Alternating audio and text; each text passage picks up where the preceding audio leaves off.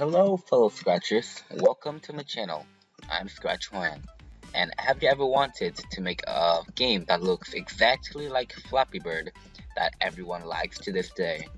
Well, in this video I'll tell you how to make just that, and this will be split into series as it contains a lot of episodes, and so that is easier for you guys to follow. So without further ado, let's get started.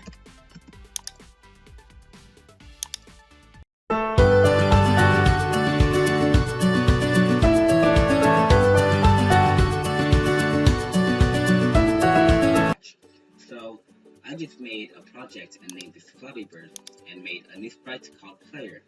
And inside the sprite I created a Flappy Bird, a little Flappy Bird that has space to go around it and is 16 by 16 pixels, and the legs and the beak compared added to each other are 20 by 19, and the size is 2025. And so what we're going to do is we're going to go to events. When flag clicked, we're going to broadcast two new broadcastments, which are game start. Check player. And another controls player. And in the check player sprite, we're going to make a block called a val y.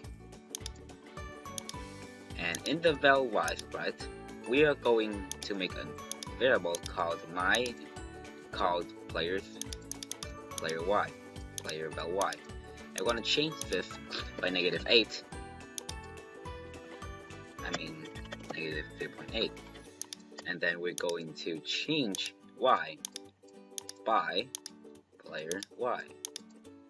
We're going to put a forever loop, and when we press the green flag, wait a second.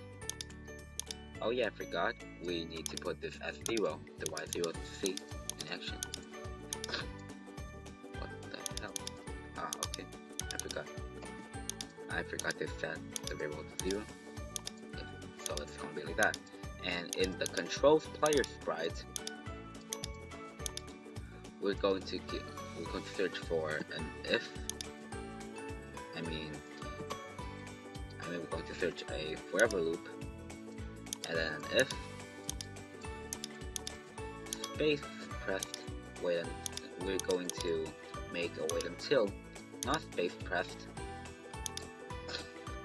and then we're going to set the player y by 9 to 9. So if we press the flag, it's going to flag like this. So yeah, and in here we're going to flag clicked, forever loop, go to, and repeat until.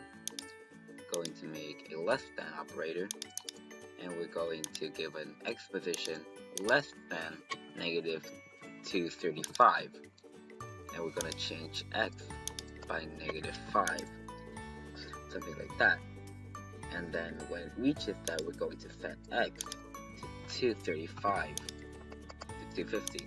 So if it comes back to here, it just goes back to here. And so if we try, you can see that we have a working Flappy Bird game. So this is actually a really small part, and we're going to go into this in the next part. So this is just the beginning, and this is actually the end of part 1.